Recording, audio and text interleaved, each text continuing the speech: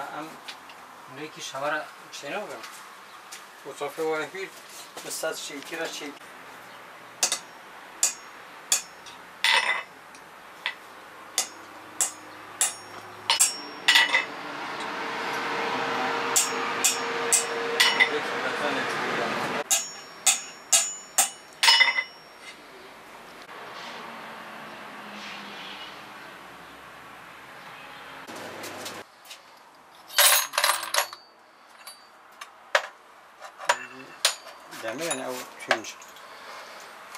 Dedem 1840'tan bu civarında bu işe başladı.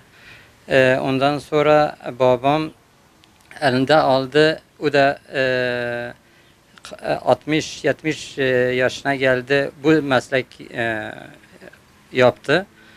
74'te ben başladım. Şu ana kadar ben yapıyorum bu işi. Genelde balta, kazma, tarha, urak biz yapıyoruz. Çok ondan sipariş var. 40 çeşit malzeme biz yapıyoruz genelde. Şu ana kadar bu işi yapıyoruz.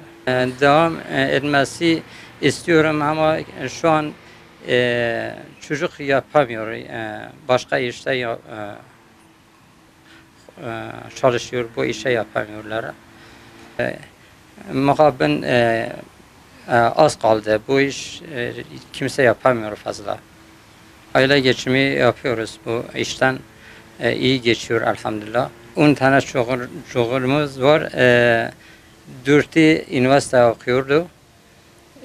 Öteki normal bazı evlendi, bazı kalıyor daha. Evet, bu meslek sırasında çocuklar üniversiteyi okudu. Şu an daha devam ediyorum işte. Keşke bu meslek devam etseydi ama ben kimse yapamıyor. Çocuklar devam etmiyor bu işe.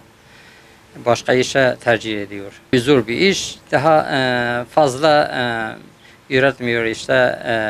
Teknik sayesinde bu iş fazla gitmiyor. Evvelki gibi. Önceki gibi. Fazla çelik kullanıyoruz işte. En fazla çelik kullanıyoruz.